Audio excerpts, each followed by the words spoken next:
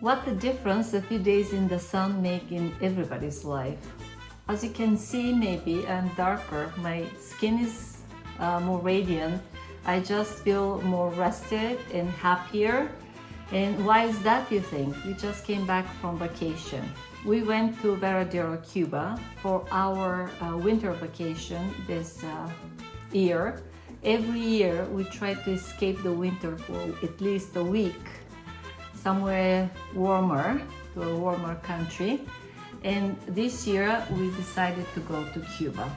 So in this video, I'm going to tell you about our experience in Cuba during blackout and why you should go and visit Cuba despite of what everybody else says.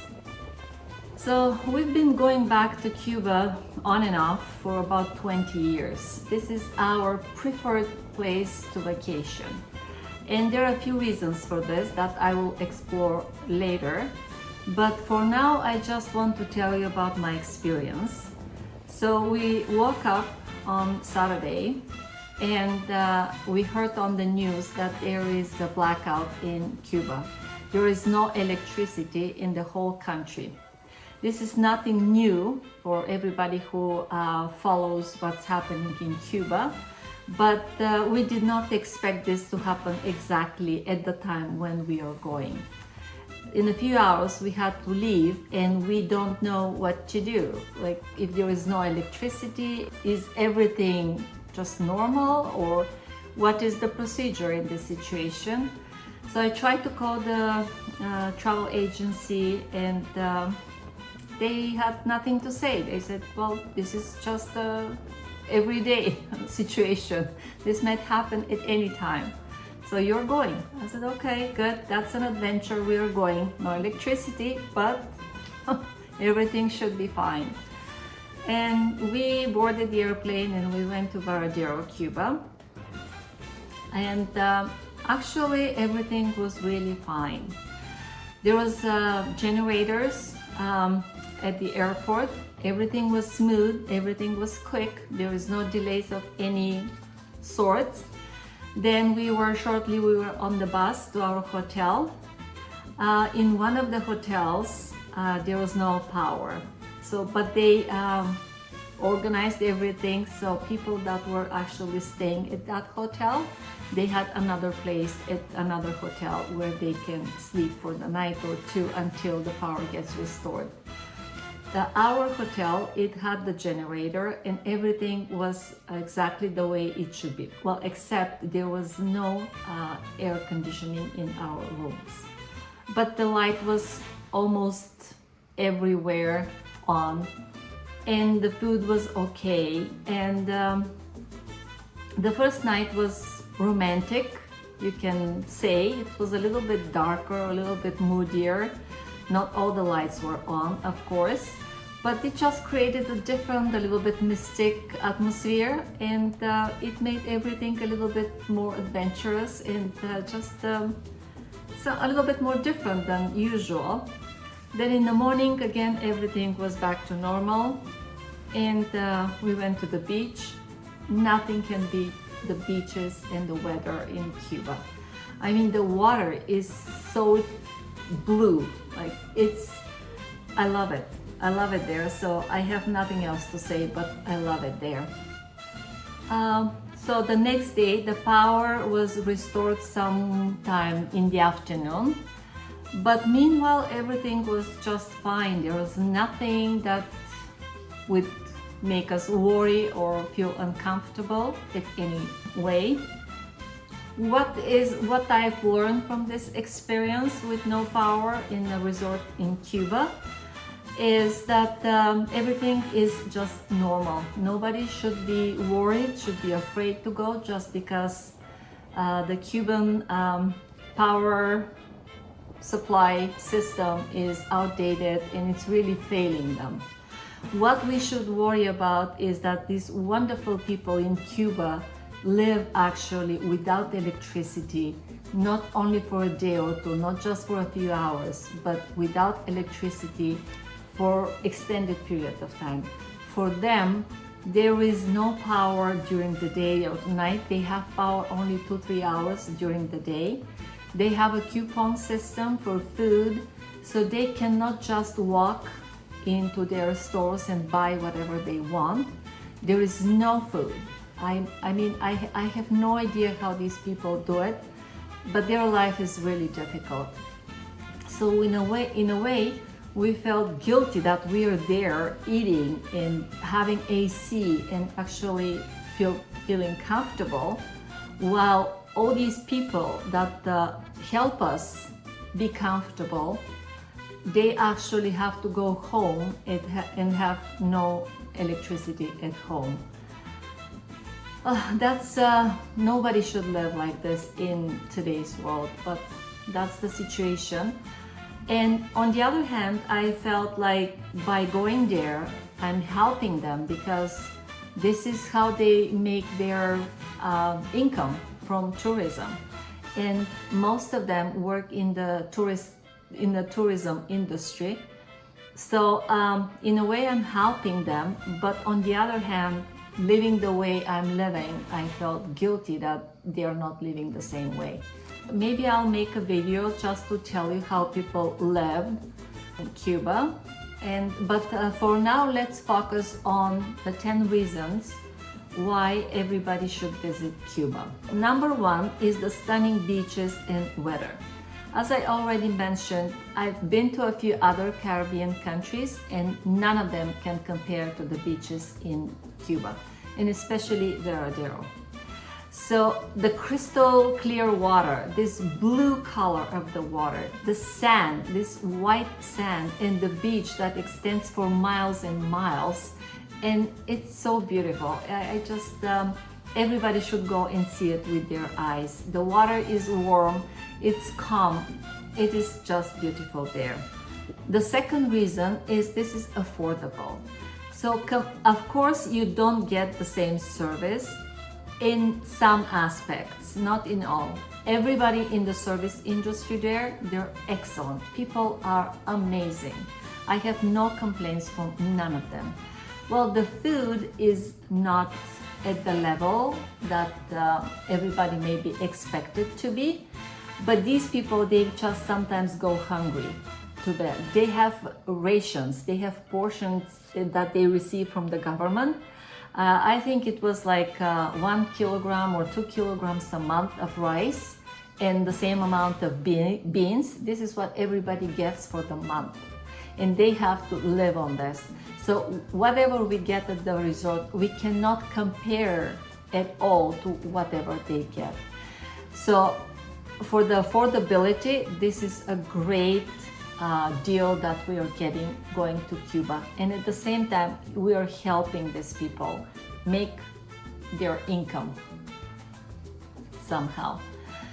So it is really much more affordable compared to other countries in the Caribbean.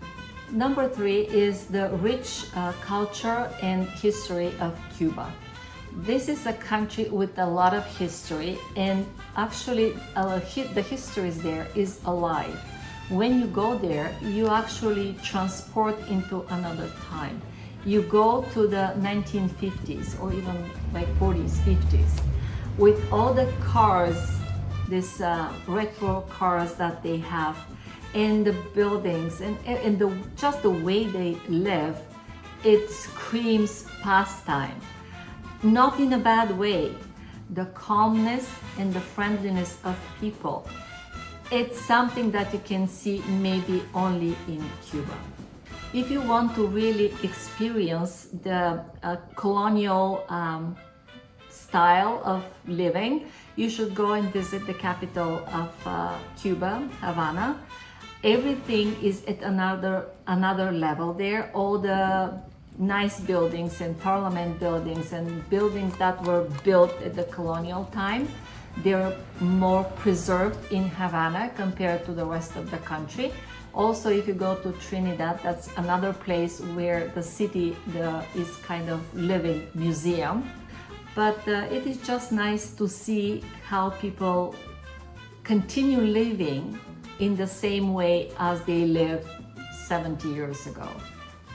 Naturally, Cuba is out of this world, with all the tropical forests and jungle, with the beaches and the water, and there are some waterfalls that you can see, and you can climb some mountains that, well, are not actually Mount Everest, but they're pretty good to just see the variety of birds and all wild animals and life on this small island. The coral reefs, if you do some diving, are also very good and very well preserved there. So that's another reason to visit Cuba. The friendliness of people there is uncomparable to anybody else and anything else. Everybody will go out of their way to help you, and well, of course, sometimes you have to tip them, but keep in mind how they live and how the embargo from the United States has actually made this country so difficult to live in. So just a little bit of something will show appreciations in a much better way, but they are not asking for anything. They will just help you for whatever it needs to be done for you. So, and that's another thing, having in mind how they lived and hardship that they experience, they come to the resort and they just go on with their duties, and they're always whistling and always singing and always ready to be in a dance moves, and it's unbelievable how happy they look, keeping in mind the situation they live in. So speaking of music and dancing, that's another point why you should visit Cuba. Music and dancing is in their blood. Everybody is dancing all the time, whistling, singing. They're always ready for a dance move, and it's just contagious. It seems like everybody starts dancing when they're there. Even my husband, he's not a big dancer, but when he hears the music, he starts right away, moving around. So music and dancing is something that is a very important part of Cuba. To unplug and relax. It is just in the air there. As soon as you're there, you just feel more relaxed, you calm down. You take everything slowly, and you just feel happier. I don't know what it is, maybe the sunshine, maybe the warmth, maybe the friendliness of people. It's just, I can never be there and be stressed. And that's the same with the people. Again, with the hardship they experience, they seem very happy. Me in this situation, I will be grumpy. Cuba is also completely safe. You can walk everywhere during night, during day.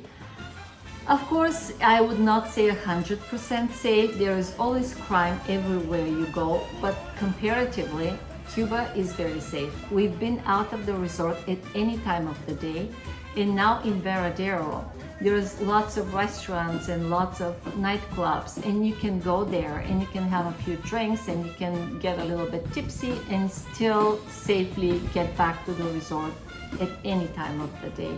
I haven't heard anything happening to anybody there.